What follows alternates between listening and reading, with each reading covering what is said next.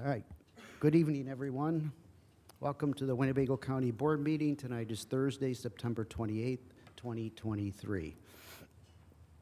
Tonight's invocation and pledge allegiance is by Board Member Angela Fellers. Please stand.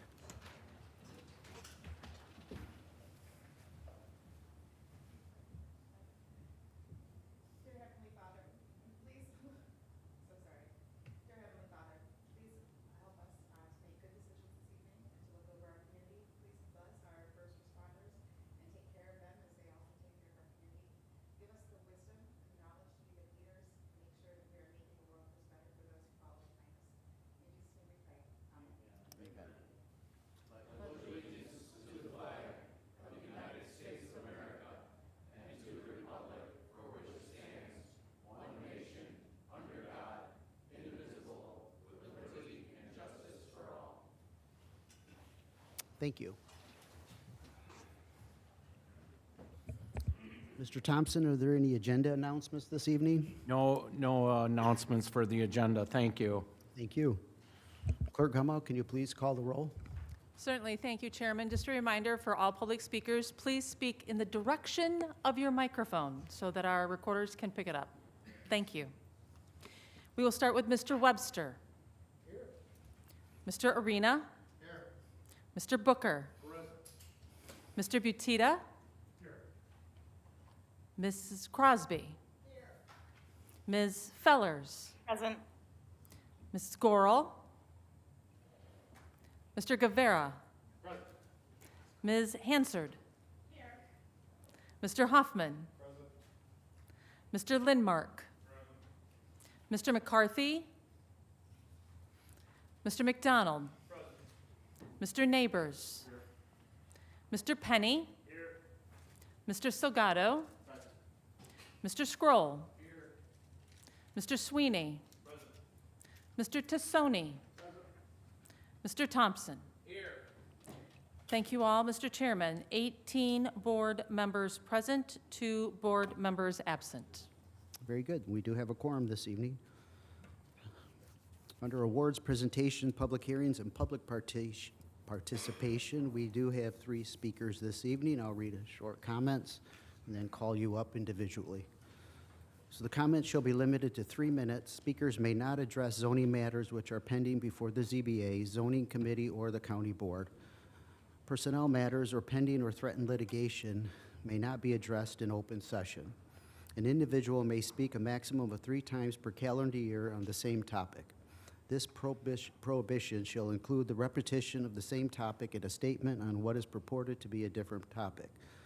Personal attacks or inappropriate language of any sort will not be tolerated. So our first speaker is Mr. Clark Schoonover. If you want to come forward, please.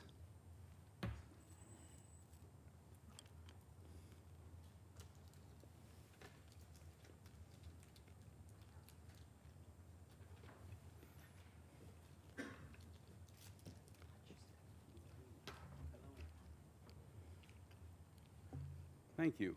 Members of the board, my name is Clark Schoonover. I live in South Beloit with my wife Alice.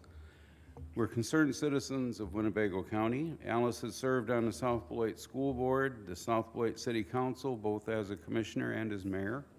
Spent many years as an election judge. I served on the South Beloit Police and Fire Commission and was a member and president of the South Beloit Public Library Board. We're both aware of what can or cannot happen when citizens do or do not get involved. We were very encouraged by the votes this board and its committees have taken on the issue of a solar farm in Pecatonica and by the message it sent to the state for asking for a moratorium. We have nothing against the solar farm. What concerns us are the heavy-handed laws and tactics by the state lawmakers who seem to have forgotten the old adage, all politics are local. The larger the government body, the more they want to pick winners and losers regardless of local concerns, opinions, desires, or attitudes. They were not elected to their office to micromanage the rest of the state. The reason for the decision in this instance is almost irrelevant, but it seems the state law is driven by an agenda that is specific. The principle of this law is overriding is local control. We own no land that will be affected by this decision, but we will certainly be affected if no one stands up to a state government that sees no resistance to the way they do business. We are proud of the county board for taking a stand on this issue and hope more citizens will acquaint themselves with the blatant unfairness that is being forced upon them. Thank you for standing up for local rights, and thank you for your time. Thank you, sir. Thank you. All right, our next speaker is John Tack Brantley. Come forward, please.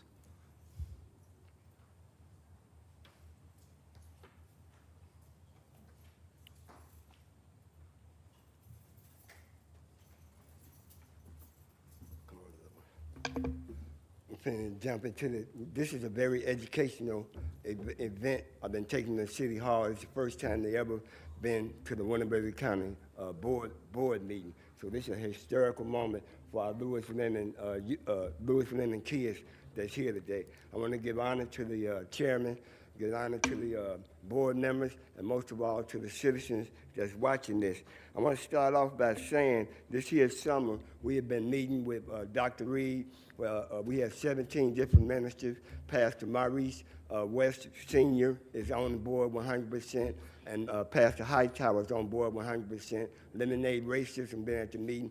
The chief of police been at the meeting. What we've been talking about is taking our kids to school and picking them up from school, also taking them to after-school program. What's happening is that we targeting the absenteeism, the suspension, the bullying in school, and social promotion. If I read from here, last year at McIntosh, 10% of the school day and more than per year, 18 days or more, 79.5% missed at McIntosh. Lewis Lemon is where I'm at, 83.6%. Ellis, 76.7%. If each one of our churches was to take 20 or 30 of our youth, right now I'm transporting, and I'm taking the Fifth Amendment, I'm transporting in my personal van from 15 to 20 kids every day. They're giving me a pass because they allow me to bring the kids in. You see me talking, y'all? That's what I'm talking about. Turn around. See me talking? See, that's what I'm working on with our at-risk kids to get them to pay attention. And so where we at is the church got a $30,000 church van that they want to sell to me for $5,000. So far, I have raised $3,800. The chairman have matched the mayor funding, and not only do I have to pay the $5,000 for a church van, because everybody been at me about you need a passenger van to transport our kids. So I'm looking at the board members, and if you looking at it, if you can reach into your pocket or pull out, a $10 or $5 attributed to us being able to get this here church van so we can transport the kids. And also, we're looking at getting the other churches to work with. I'm doing Lewis Middle School, I'm doing Kennedy, and I'm doing West Middle School. But we are targeting Kennedy, McIntosh, Lewis Middle, Ellis, Risa, Lincoln, and also, last but not least, Constant Lane. And I want to thank y'all for allowing me to speak. But also, last night, the meeting that I was at, the thing that bothered me the most was that our voices wasn't heard. So coming up Tuesday, we have a meeting with Tom that we're meeting at the library at 9 o'clock, where the people in the community can ask questions and also get answers about the Safety Act concern, so that we are all on the same page, so they can hear our voice. So instead of me complaining about what the school not doing, what the city is not doing. My old saying, John F. Kennedy said, Mr. don't Brandt, ask. your time is up. It's up. Can I Yeah. finish with this? John F. Kennedy said, don't ask what your country can do for you, but what can you do for your country? I ask you, we're not asking the system what the system can do for us, but what we can do for the system. All right, thank you for allowing thank me you. to speak, and thank you for our Thanks, kids kids. being able to make history on the Winnebago County Board for the first time. Very I don't good. know if we had any other kids. Thank you. Dr. Reed, Dr. Reed.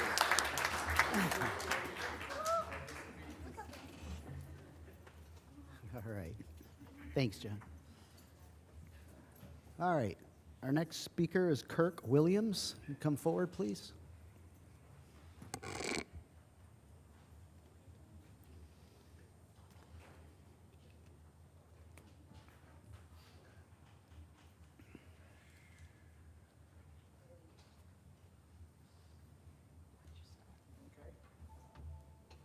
Hello, everybody. My name's Kirk Williams. I live in Davis Junction in Winnebago County. Our neighborhood has gone to the dogs, literally.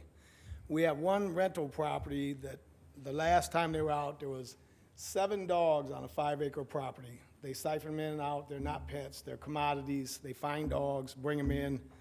Our dogs were attacked. I've had to carry a gun to get my mail, literally. I've shot at a dog because it charged me. I have 64 pages of Winnebago County Animal Control's reports. I'll leave them with you tonight. The problem is, Animal Control comes out and says there's nothing they can do. There's no laws that says they can't have as many dogs they want and they can't run wherever they want. This is that we've had deputies out that said they're allowed 3 dogs on the property. I can show you a report from 9/22 where there were 7 dogs on the property. Dobermans, Shepherds. People work from home, these dogs run up in their yard, then their dogs go crazy because there's a dog in their yard. They can't do their jobs. I'm going kind of fast, sorry about that. I'm not a public speaker, you can probably tell that. But my wife is a nurse, and she works nights. 7 o'clock in the morning when she's trying to get her beauty sleep, their dogs come running up in the yard, barking and raising hell. We've had 64 pages of reports, and I don't know how many times we've called and been put on hold, and nothing can get done. Is there anything you can do to help us out? To get a law. Maybe we can go after the landlord who's allowing us to go on. They've had dead animals drug out and back that the coyotes have drug all over. This situation is beyond your imagination. You have to see it to believe it. You brought me up behind the other guy there. He was pretty good, but I'm up here complaining, so. Does anybody got any questions, or is there anything I can tell you? It's not a question and answer, it's just for you to speak to the. Well, whoever- we have a problem. I mean, if you lived out here, you would know exactly what I'm talking about. These people are ridiculous. And it's the dogs, it's everything, the whole 9 yards. They're up and down the road. I could show you a video from the day, 3 or 4 times stopping traffic in the road, chasing bicyclists down the road. 64 pages, that's just the ones that got called in. Sure. I see a lot of shaking heads. I'm gonna be hopeful. That's Yeah. all I got. We'll take that under consideration for the board, for sure. And we'd appreciate your Yeah, thank you. All right, moving on to the approval of minutes. May I entertain a motion to approve the August 24, 2023 minutes? Oh, Mr. Webster.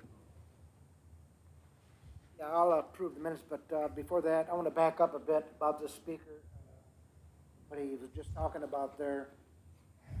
I got a call today myself from a constituent in my district about a dog issue as well.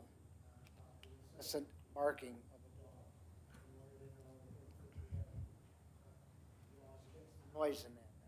To explain that to this woman and about the abilities we have and we don't have, one being a noise.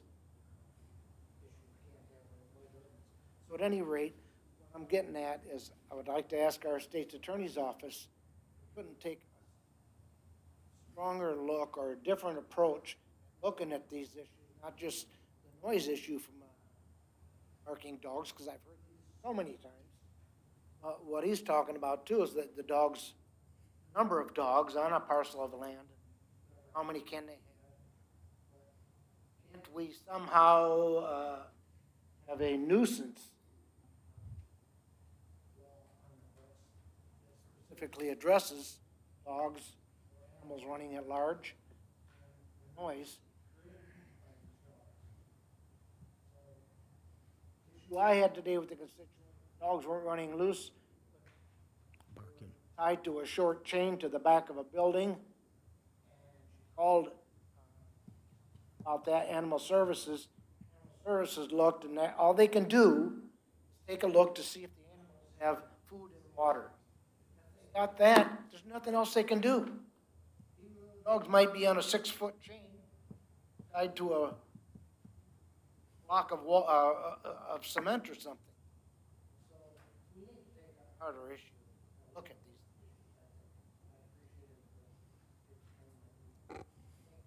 Thank you, Mr. Webster. So back to the minutes, the approval August 24, 2023, and layover September 7, 2023. A motion by Mr. Webster, second by Mr. Thompson. Is there any discussion on the approval and layover the minutes? Hearing none. Are there any board members opposed to approval and layover those minutes? Very good. Please cast a yes for all members present. Next is the consent agenda that includes the raffle report and the auditor's report. Do I have a motion to approve? Mr. Guevara motions to approve, seconded by Mr. Huffman. Is there any discussion on the consent agenda? Very good. Are there any board members opposed to the approval of the consent agenda? Very good. Please cast a yes for all members present. Next is the appointments. Per county board rules, board chairman appointments require a 30-day layover unless there is a suspension of the rule. Tonight, I place up for the Winnebago County Board of Health. Annual compensation is none. Dr. Stephen Minori, that is a new appointment. The term will be from October 2023 to October 2026 to fill an open physician seat. Next is the Alderman Jonathan Logeman. That is a new appointment from the City of Rockford. That is for a 3-year term, October 2023 to October 2026, to fill an open seat for the City of Rockford. Next is the River Bluff Nursing Home Board of Directors. Annual compensation is none. Placing up Tim Delaney, that is a new appointment to serve the remainder of a 4-year term, January 2023 to January 2027. Next is the Chicago Rockford Airport Authority Board. The annual compensation is $1,800. Placing up Jake Costanza, that is a new appointment to serve the remainder of a 5-year term from May 2021 to May 2026. And next is the appointment of Laura Schaefer as the River Bluff Administrator. The annual compensation is $104,998.40. Mr. Butita. Thank you, Mr. Chairman. I move to suspend the rules on the appointment of Laura Schaefer to Bluff Administrator. Motion to suspend, second by Mr. Arena.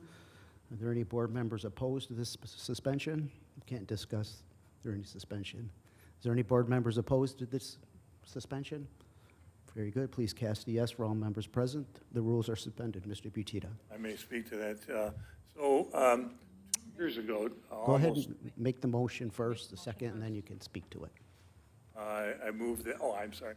Move for the appointment of Laura Schaefer as River Bluff. Very good. Second by John Guevara. Mr. Butita. So 2 years ago, almost to the day, I sat here voting to approve my 3rd county budget. And all 3 of those budgets included a multi-million-dollar subsidy to River Bluff. I said at that point on the floor that we needed to do something to correct that situation. At that time, I wasn't sure what it was, but we moved forward and we had a referendum. We found out that the voters very much wanted to keep River Bluff and contribute to that cause. So I dove into learning about the nursing home industry. Myself and Chairman Shirelli sat down and we interviewed management companies that were looking at possibly to come in and take over River Bluff. We visited other county nursing homes and talked to county administrators, county board chairmen, and most importantly, other administrators of nursing homes. And it was clear to both the chairman and I that leadership was probably pretty key to success of any nursing home. So going down that line, we've gotten to. So in any event, we've gotten to the point where we're making some progress at River Bluff. This board has created and appointed a board of directors. So we come forward unanimous. The board of directors is in favor of this appointment. Also, Ed Thompson had intuitive instinct to promote Laura Schaefer to assistant administrator a little over a year ago, with the possibility of her moving up, and that seems to be the case now. So, and most importantly, we had done some interviewing for this position. Nobody that stood out, and it turns out that the person right for the job was right underneath our noses. So interim administrator at River Bluff, who we hired just to keep the place rolling, and came in and made a very positive impact on the place.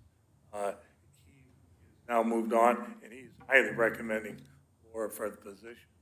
So this is a big piece to the puzzle of, I think, getting things straightened up out there. And also, I would, another big piece of the puzzle while I'm on River Bluff is that this board had the foresight to spend $35,000 last year to audit, to make have Baker Tilly do an audit at River Bluff. That audit brought a lot of recommendations specifically for our business office. And our former CFO, Dave Rickard, took those recommendations and took that business office under his supervision. And now Steve Schultz is continuing that supervision and implementing those recommendations. And that's another big puzzle to the piece. So in addition to what they have done, we're to Laura continuing to provide us leadership at River Bluff. And I urge all my fellow board members to keep the ball rolling at River Bluff and to approve this. Thank you, Mr. Butita. Any other board discussion? Mr. Arena. Thank you, Mr. Chairman. I'd just like to thank Mr. Butita for all his work on River Bluff. I mean, many of us saw it as a failing entity before all this began. And I think by reaching out to the public and getting input from them on their desire to have it continue, and by the changes that Mr. Butita has brought forward, I think we're seeing it turn around, and I think the public can be assured that this board is committed to its long-term success. So really, John's taken this on himself.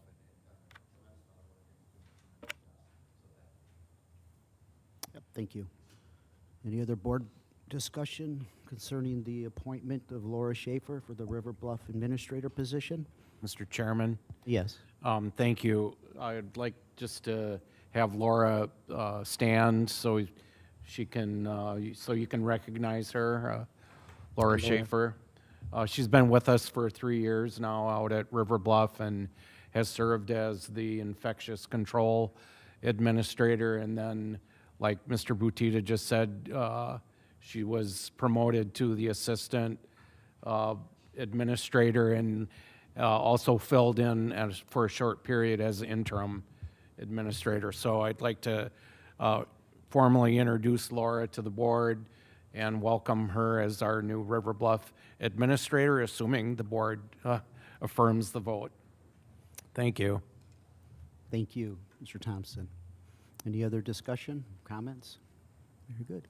Are there any board members opposed to the appointment of Laura Schaefer for River Bluff administrator? Hearing none, please cast yes for all members present. Congratulations, Laura.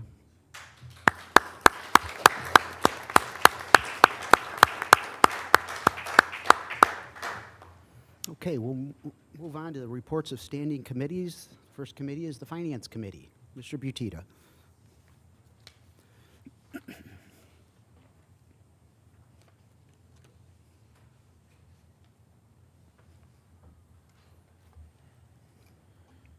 Okay, first of all, we have a resolution authorizing a salary adjustment to the Winnebago County Board of Review, and I so move. Moved by Mr. Butita. Is there a second by Mr. Thompson? Ms. Crosby? Is there any discussion on your? No part? discussion on No this one, discussion on, any board member discussion on this resolution? All right, hearing none. Are there any board members opposed to the approval of this resolution? Very good. Please cast a yes for all members present. Mr. Butita. All right, thank you. The next is a resolution proposing approval of an interest arbitration award between the County of Winnebago and the Winnebago County Sheriff and the American Federation state, county, and municipal employees, AFL-CIO, Illinois Council 31, Local 473, ASME, and I so move. Moved by Mr. Butita to approve, second by Mr. Booker. Is there any board member discussion on this resolution? I would just add that Butita? this was a result of the arbitration that the correction officers entered into, and it was finalized, and I believe the facts are in the resolution as to the specifics of it, the resolution. So, Very good, thank you. Any further board member discussion on this resolution? Very good. Are there any board members opposed to this resolution? Very good. Please cast yes for all members present. Mr. Butita. okay, next is a resolution authorizing execution of a revised collective bargaining agreement with the American Federation of State, County, and Municipal Employees, AFL-CIO, Illinois Council 31, Local 473, and I so move. Moved by Mr. Butita, second by Mr. Hoffman. And this resolution, I believe, is to bring all county employees under the same health insurance program, if I'm correct. Yes, that's correct. Thank you. Good. Thank you. Board member discussion on this resolution? Hearing none, are there any board members opposed to the approval of this resolution? Very good. Please cast a yes for all members present. Mr. Butita. Okay, next, we have, before we consider the budget for '24, we have, and everybody should have a copy of 5 budget amendments that are being added to the budget that I'll, with the board chair's permission, I'll just group them all together. Very But good. these 5 amendments are, I think the first one is pretty much like a housekeeping cleanup of accounts, and the others regard grant funds that weren't accounted for in the original budget. So I would move to approve them all en masse together. Motion by Mr. Butita to approve all the amendments placed forward, second by Mr. John Sweeney. Discussion, Mr. Butita. No. Any board member discussion on the amendments to the budget that are before you? Very good. Are there any board members opposed to the amendments? Very good. Please cast yes for all members present. Okay, Mr. and we'll Butita. move on to old business and the fiscal year '24 budget. Yes. That'll be okay. All right, so I bring forward, it starts the annual appropriation ordinance, and I so move. Moved by Mr. Butita. Is there a second? Mr. Thompson, Ms. Crosby. Mr. Butita. All right, I'd like to make an amendment to the annual appropriation ordinance. I'd like to amend the mental health tax account by changing the total expenditures listed as $31,072,000 to $12,072,000. I so move. Moved by Mr. Butita, second by Mr. Arena. Is there any discussion? Yes, If I may Mr. speak. Butita. So let me speak to the reason for separating amending this, the ordinance. So let me start with some facts. Since the inception of the mental health tax through the end of the fiscal year '23, which is the end of business tomorrow, the fund will have collected $60 million. During that same time period, the Mental Health Board will have expended $20 million, leaving it with a $40 million balance. In addition to that, the 2023 budget, there was a budget of $20 million to be that was appropriated. As of tomorrow, the end of tomorrow, only $8 million will have gone towards mental health programs. So that leaves a $40 million budget surplus. And for 2024, the projected budget for the Mental Health Board is $31 million. So I bring this forward because I have a couple of concerns that I think we need to have this board made aware of and in the public, that we actually have a fund balance. So last Thursday at the Finance Committee, I invited the Mental Health Board to come and attend this meeting. The president of the board, Ms. Abadi, was out of town. She sent a representative, Ms. Wendy Parker Bennett, who is the treasurer of the Mental Health Board. So I stated the same facts to her that I just stated to you, and was pretty much looking for an explanation of what's happened, why are we sitting on all these funds, and what can be done going forward to, given the amount of funds that are projected to be spent next year. So coming away from that meeting, I didn't have a lot of confidence in that presentation. For being the treasurer of that board, she didn't have a very good comprehension of the actual fiscal state of that fund, which surprised me. But so we heard some reasons for the lack of expenditures. Most of it was either because of ramp-up time or lack of resources. So, you know, I wasn't happy with the responses. There was absolutely no solutions as to how they were going to spend the 31 million when they couldn't spend 20 this year. So I believe this is an issue that is of concern, should be of concern to everybody, and it brings to me a meaning because I had a constituent who sent me a letter with about a family crisis.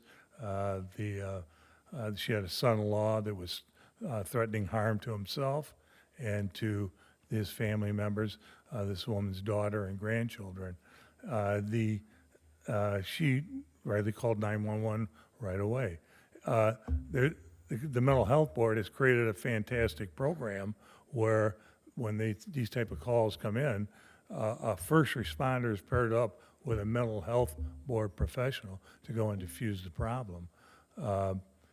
Unfortunately, this program is only available Monday through Friday, and this happened on a Friday night. So during the entire weekend, there was a crisis, obviously.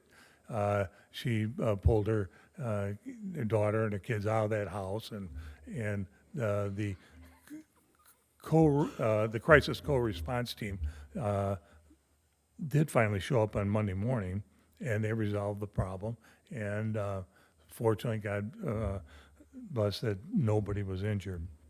But so I posed this to Ms. Abadi and to Ms. Bennett, and both of them said that this is a high priority, that this program become a 24 or 7-day-a-week program.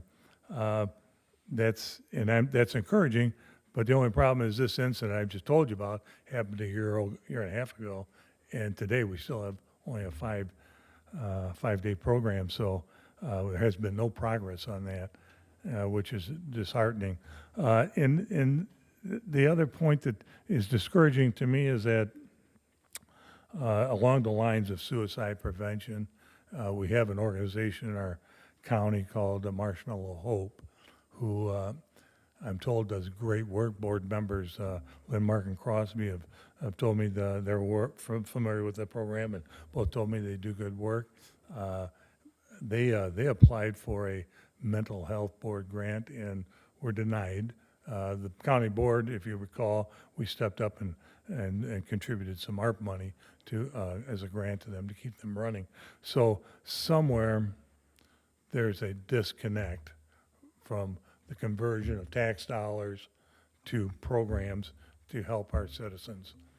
And I bring this all forward because a year from now, maybe, let me put it this way, somewhere in 2024, we're going to be confronted as a board with a resolution to put a referendum on the ballot to renew the mental health tax.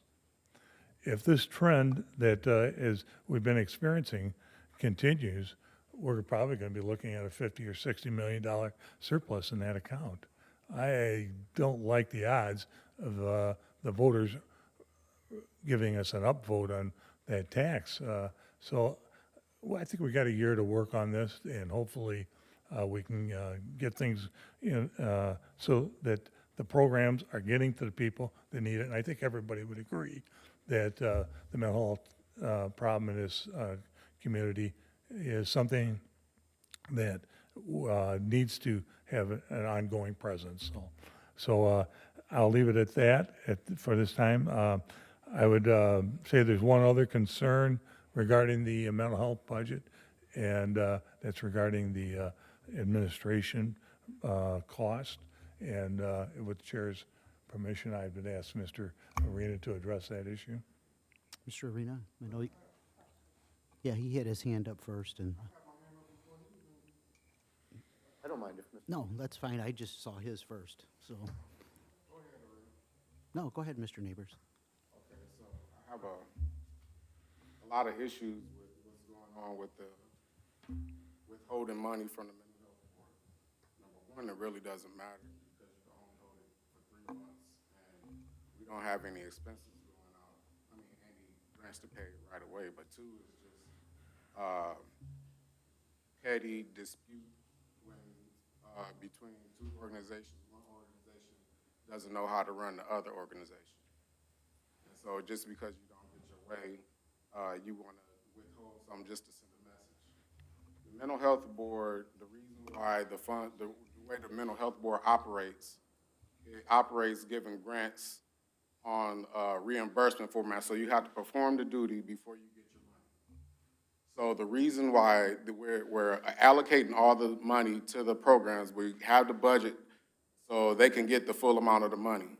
But the reason they don't get the full amount of the money because they don't have the labor force to fulfill the grants that they get. So they only get the money that they have the labor force for. So Winnebago County has a strong shortage of mental health professionals to fund. So mental health program has worked with UIC and to develop this workforce for Winnebago County so all these programs can fulfill their funding needs, because that's the main issue with the shortage.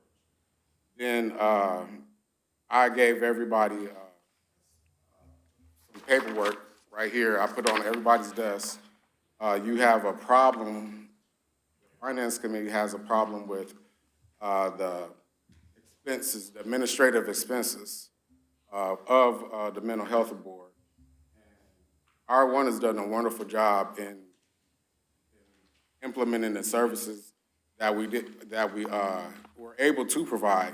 Even though we do have a surplus with a shortage of services, we still able to serve over 5,000 people in 2023. And that's just that's in total clients. We were able to serve over 5,000 people. But if you look at the expenditures on the front page, other mental health boards, in comparison to Winnebago County, they're at 25% of their revenue and expenditures. Winnebago County is only at 5% of what they got. So I don't understand how board members feel that we're overpaying for administrative costs when we're lower than most of the counties in the state of Illinois. Just because we have that working relationship with R1, they have 7. Total hours is 7 full-time FTE workers for the Mental Health Board. And the Mental Health Board is a working board, so we actually go through all the grants and everything. And so just because, you don't understand how it operates doesn't mean that you have the right to withhold the funds just because you don't understand it. I mean, if y'all would come to the meetings, understand how it operates. They're online. You can watch the meetings and understand how it operates. But just because you see something on paper doesn't give you the right to say, I'm going to hold the money because I don't like how much they give R1. Thank you, Mr. Neighbors. Mr. Arena. Thank you, Mr. Chairman. And I do respect Mr. Neighbors and his perspective on it, understand what's going on. I think on its face, when you look at what they spent in administrative costs over the past year, it was $297,000 divided by 52 weeks in a year, $700 plus a week, $1,000 a day, over $1,000 a day in just giving out the money to other organizations. Once those organizations receive the money, then they have their own administrative costs that are tacked on top of that. I don't know the relevance of what happens in other counties. I'm more concerned about what's happening here. And when you look at it and start to wonder, how can we be spending that much money and then still hear from the public that, there's not an availability of services that are needed? It causes concern. Our authority today is over how much money we allocate and over the members of that board. That's our control. Mr. Neighbors is right. In January, our authority to control how much of the tax money is spendable by them will be eliminated. The money's not, by not approving the expenditure now, doesn't mean the money can be used for anything else. The money can only be used for the mental health or substance abuse purposes. But I think what we need to have happen here as a board is we need to look at the board that we have in place now, what's going on. Maybe Mr. Neighbors makes a good point in attending the meetings, watching them. One of the things that was said, I was in the room when they, in committee, when this whole tax was discussed, one of the commitments was we were not going to create this giant bureaucratic organization that's going to consume the money. It's going to be pushed down to the people who need it. This budget that came through was doubling to $660,000 the amount of money allocated for administrative costs. There's 25 active programs now. I'm not sure how you need 7 full-time people to be monitoring what 25 programs are doing. I don't know if it's really the goal or the job of the mental health board to be developing programs. Shouldn't they be allowing the community that's out there that already provides these services to be coming to them with the solutions that we need? I guess that information would only be, or that answer would only come by watching the meetings and seeing what's actually going on. But I do support this change because for tonight, it sends a message that something needs to change, that we're uncomfortable with what's happened to this point in time. And I think what I would encourage the community to do is if there's people out there listening to this debate tonight and they have interest in this and interest in being on the board, we have a significant number of those board members who are serving expired. And I'd like to just invite people who might be interested in serving to submit a letter of interest to the chairman's office so we could possibly bring in some new ideas on how we could better utilize these taxes. Thank you. Thank you, Mr. Arena. Mr. Neighbors. That's a good, I thank Paul Arena for bringing up the point about the appointed board members. That's another thing I wanted to bring up because we've been sitting on reappointments for well over a year, maybe even 2 years. It's coming up on 2 years, so we're going to have 3 people that need to be reappointed, 3 to 4 people that need to be reappointed next year, and that should not be the case. Just because you didn't like a certain person, so you hold up the appointment because you want a unanimous vote. And I think we should have brought that person up, or those persons up, whether they got a unanimous vote or not, or just to see how the county board would vote for them. And I think that was just unfair and strategically put the mental health board at a disadvantage because we held up that vote for so long. Thank you, Mr. Neighbors. Mr. Scroll. Thank you, Mr. Chair. I'd just like to make a point of clarification when we talk about the services that we provide and the services that we're not providing. This board doesn't actually provide the services. So unless there's an organization that puts in for a grant to provide 24-hour services, it's not the responsibility of the Winnebago County Mental Health Board to make sure we have 24-hour service. And if there is an organization that Monday through Friday, 40 hours, and the board would like them to extend that to 24 hours, and they need to provide more funding through the grant, because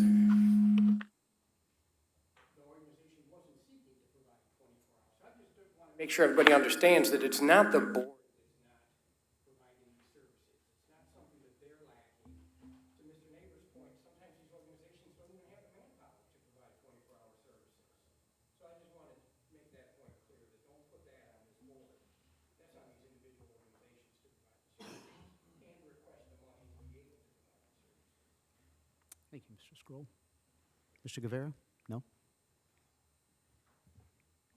Yes. Thank you, Mr. Chairman. We've deliberated on this, and I did speak to Mr. Neighbors on this, because I've asked Regional Plan 1 to provide administrative cost. Right? In the past, it's been less than 4%, I think 2%, whatever the case may be, because I don't know what the benchmark is. I don't know if $5,700, I spoke to Mr. Arena about that. I don't know if that's the standard, or if that's too high, too low. I don't know. I don't have a benchmark, right? So until I can see what those actuals are on average, then I can say $5,700 is too much.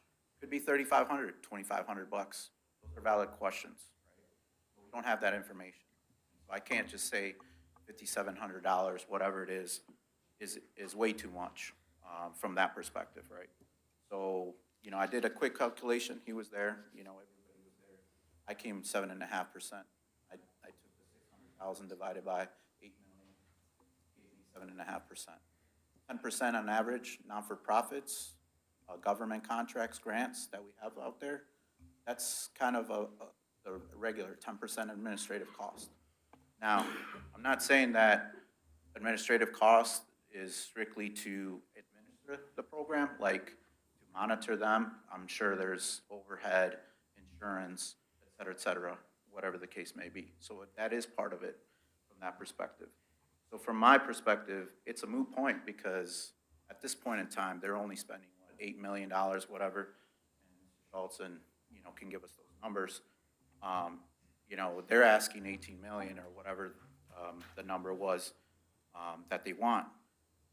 They have over, according to Mr. Butita, $20 million unspent, whatever the case may be. So it's in their fund already, regardless. So whether they spend it or not, I doubt they're going to get to that 8 million again. So 12 million, it doesn't matter. To me, it's a moot point. I understand that there's a concern because there's a sunset clause on this coming up. So, if they're behind the ball, that's what I would be more concerned about. It's like, okay, what are you guys doing to address the community's concerns about mental health illness out there to getting services based on your budget as well, using the taxpayers' money in order to execute. That's my bigger concern overall, because they get audited, they get looked at regardless. If there's any fraud, if there's anything of that nature, it's going to get caught under the health department's audit that they do, right? So there's controls in place, right? But at the end of the day, I'm more concerned, come the sunset clause, because then they have to prove that they really need this taxpayer money in order for them to address some of these issues that are occurring in our community, both from mental health and crisis. So that's where I'm at. So to me, it doesn't really matter at this point, because like Mr. Neighbor said, 3 months, they get essentially every penny that they want to spend. And we'll be in a similar crisis, like any other department that overspends, they're going to have to come to this board and the finance, do a budget amendment, whatever the case may be. We've had that in the past where we've been sued by, our chief judge and so forth in order to get their money. I'm not saying that that's where we're going to go. I'm just saying that tends to happen here. So in any sense, to me, it's a moot point whether we do this or we don't. Thank you, Mr. Salgado. Mr. Denmark first, and then Mr. Arena. Mr. Chairman, I was very much in favor and helped advertise for this. Most people know it's very involved with mental health for first responders and the whole community. I'm still in favor of this tax and this board. I just spoke to a Rock River chaplain this cars, to go ride with officers, speak in crisis, help these people when they go on scene. They need funding. I've offered him, he's gonna come and talk to the board. Why wouldn't that be covered? There's been some other cases. I understand they have a procedure for doling out the money through grants. It sounded like a repay expenses. It's just disheartening that we're not spending this money because it's so much needed in our community. Not just with first responders, obviously, the community needs these services. And for us to have to fund Marshmallow's Hope the way we did here, thank you, board members, by the way. Something needs to change.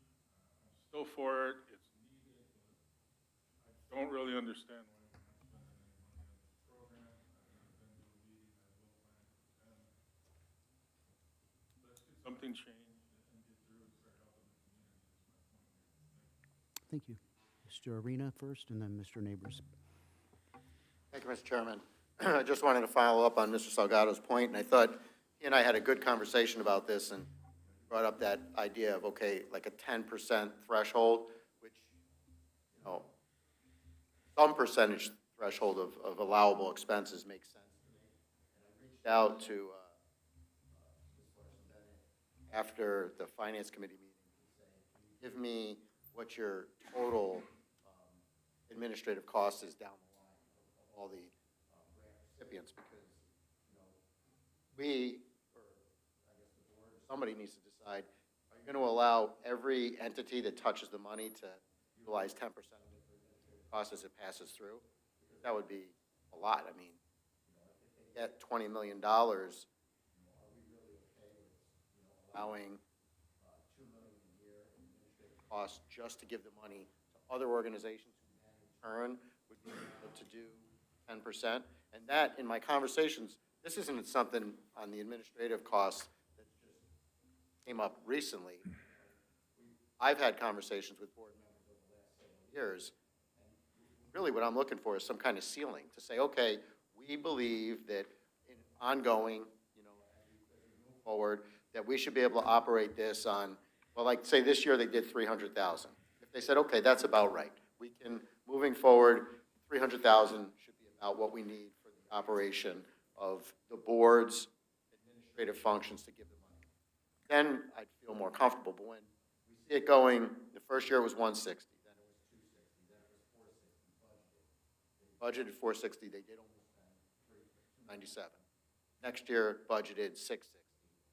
Are we going to expect that number to climb 200,000? So I like the way Mr. Salgado was thinking about it and what he said to me, but that's kind of where I'd like is to see us end up. Let's kind of come to some agreement on what's the ceiling and what it should cost year in, year out for operational costs. Thank you. Mr. Neighbors. To answer that, how can you expect us to have a ceiling when we haven't even reached our potential yet? We don't know what our potential is because we're a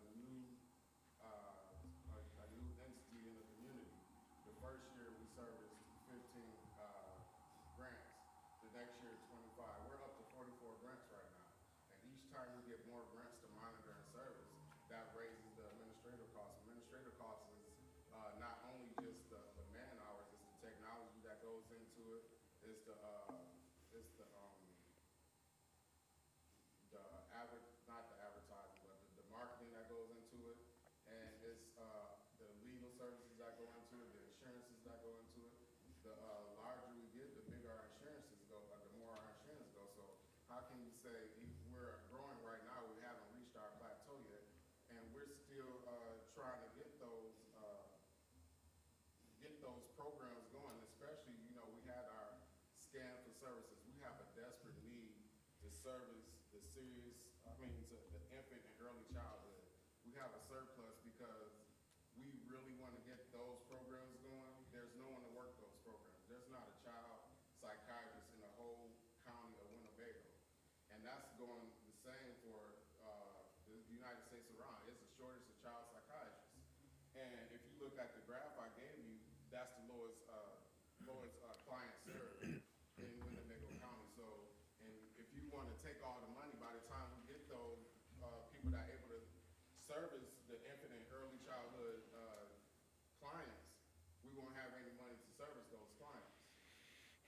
so we're still growing, and then you all want to put handcuffs on us next year with a referendum when you already told us you'd give us 6 years and you want to handcuff us early. The sunset is the sunset clause is 6 years. And if you're gonna handcuff us at 4 years? By putting another referendum on to remove the mental health taxes, that's not giving us a fair amount of time to implement the programs or to do what we need to do in Winnebago County. Thank you, Mr. Neighbors. Mr. Butita. Thank you. So to your response, Mr. Neighbors, it's not my intent to handicap anything. My overall concern is that maybe I have the wrong date. Maybe it's 2025 when this renewal comes up. But if we maintain the same trend and we have this fund surplus and it grows, I'm worried that the voters are going to take that money away from us. So that's my concern, and I may have the dates wrong, but I think we'll have to be looking at it a year ahead of the time when it expires. So maybe it's 2025, but in any event, that's my overall concern, is that we're warned, the Mental Health Board is warned, everybody understands that this is what's happening, and if it continues to happen, I think we may have a problem with the voters. Ms. Crosby? Okay. Very good. Clerk Gummow, can you please call the roll, since this is an ordinance, correct? Yes. Okay, so the motion to amend is to change the mental health tax, their total expenditures from $31,072,000 to $12,072,000. And there was a second, and then discussion. Clerk Gummow, can you please call the roll? Certainly. Thank you, Chairman. We will start with Mr. Arena. Yes. Mr. Booker. Yes. Mr. Butita. Yes. Mrs. Crosby. Yes. Ms. Fellers. Yes. Mrs. Gorel is still absent. Mr. Guevara. Yes. Ms. Hansard. No. Mr. Hoffman. Mr. Lindmark. Yes. Mr. McCarthy is still absent. Mr. McDonald. Yes. Mr. Neighbors. No. Mr. Penny. Yes. Mr. Salgado. No. Mr. Scroll. No. Mr. Sweeney. Yes. Mr. Tassoni. Yes. Mr. Thompson. Yes. Mr. Webster.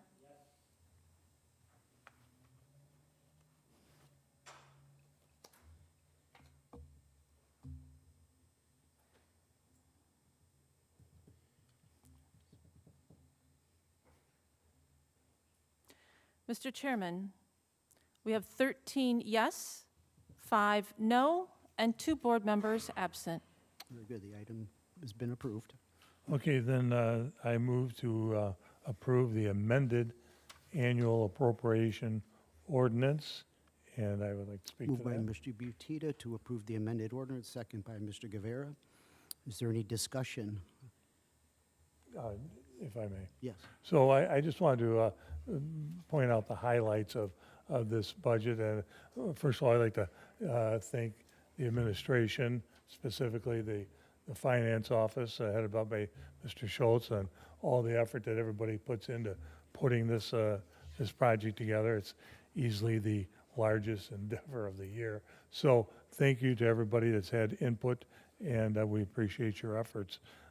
I think I just summarize quickly the highlights of this the enormous budget is that we're sending $13.5 million to the highways, which is a substantial increase over previous funding. We're going to send $12.5 million to capital improvements. I think we only spent $3 million in that neighborhood yesterday. We're going to increase the state's attorney's budget by 54% and the public defender's budget by 32%, both in an effort to retain and attract lawyers to their offices to provide the services needed in this county.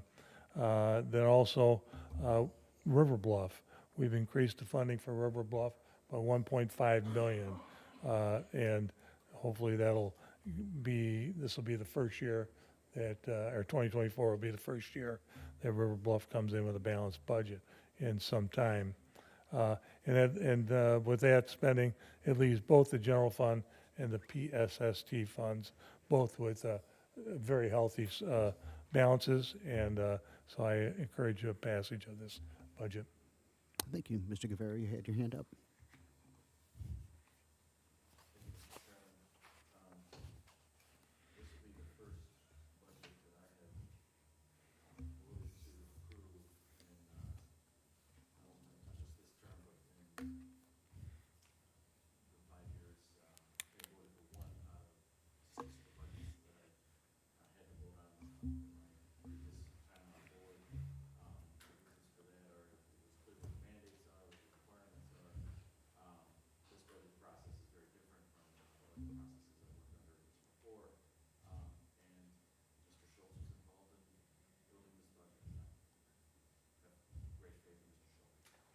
Thank you, Mr. Guevara.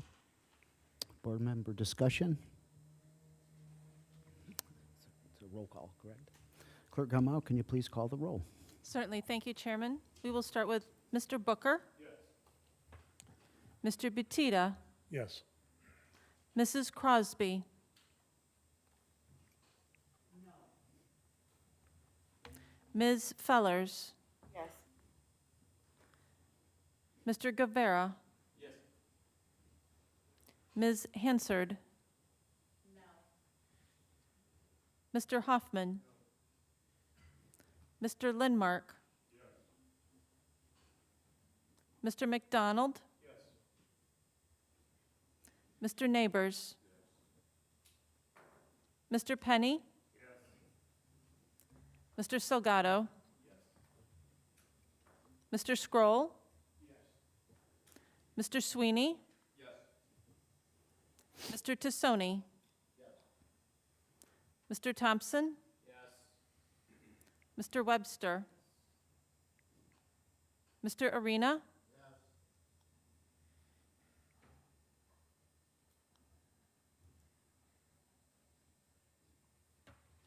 Mr. Chairman, we have 15 yes, 3 no, and 2 board members absent. Very good. The ordinance is adopted. Mr. Butita, That's all the finance has tonight. thank you for your report. Okay, we'll get back to our regular agenda. For the zoning committee, Mr. Webster. Thank you, Mr. Webster. Economic Development Committee, it's Mr. John Sweeney. Thank you, Mr. Chairman. Yes. The Economic Development Committee has one resolution tonight, and that is the resolution granting authority to Winnebago County Board Chairman to execute the documents necessary to complete a loan for $50,000 from the revolving loan fund to Rockford Rides LLC, and I move for its adoption. Moved by Mr. Sweeney, seconded by Mr. Guevara. Is there any discussion, Mr. Sweeney, on your end? Not for me. Any board member discussion on this resolution? None? Are there any board members opposed to the approval of this resolution? Mr. McDonald is opposed. All others are a yes. Mr. Sweeney. That concludes our report. Thank you, Mr. Sweeney. Operation Administrative Committee, Mr. McDonald.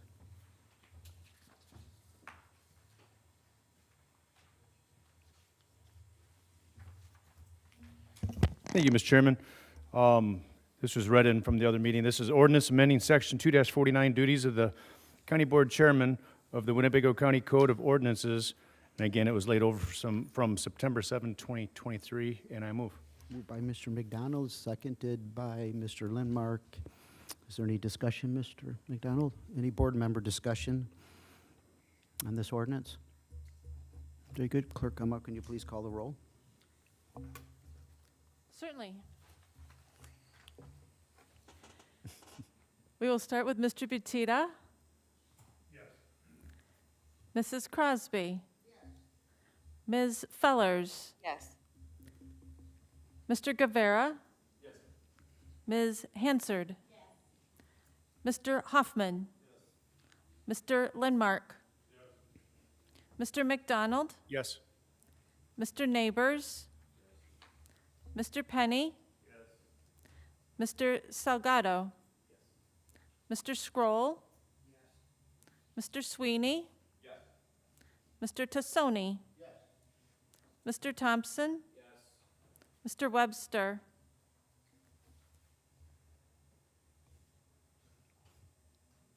Mr. Webster?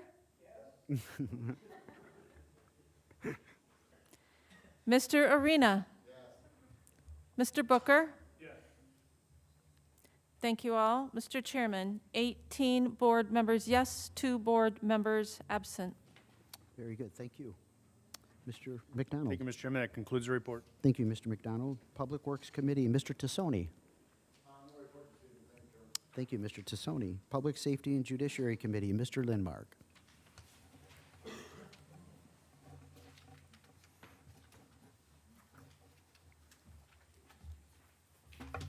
Thank you, Mr. Chairman. We have 2 resolutions tonight. The first resolution is awarding the county towing service to Haas Towing. Moved by Mr. Lindmark. Is there a second? Ms. Crosby, Mr. Booker. Discussion, Mr. Lindmark? Not for me. Any board member discussion on this resolution? Hearing none, are there any board members opposed to this resolution? Very good. Please cast a yes for all members present. Mr. Lindmark. Thank you, Mr. Chairman. The last resolution is authorizing the chairman of the county board to execute an agreement with the city of Loves Park for dispatch services, and I so move. Moved by Mr. Lindmark, second by Mr. Thompson. Is there any board member discussion? Mr. Lindmark? Not for me. Anybody from the board? Very good. Are there any board members opposed to this resolution? Very good. Please cast a yes for all members present. Mr. Lindmark. Thank you, Mr. Chairman. That concludes the report tonight. Very good, Mr. Lindmark. Thank you. Move on to unfinished business. Appointments read in on August 24th, 2023. The ETSB Board, annual compensation is none. Before you is Mark Gasparini. He is a new appointment to that board from April 30th, 2023 to April 30th, 2026. We have a motion by Mr. Guevara and a second by Mr. Sweeney. Is there any board member discussion on this appointment?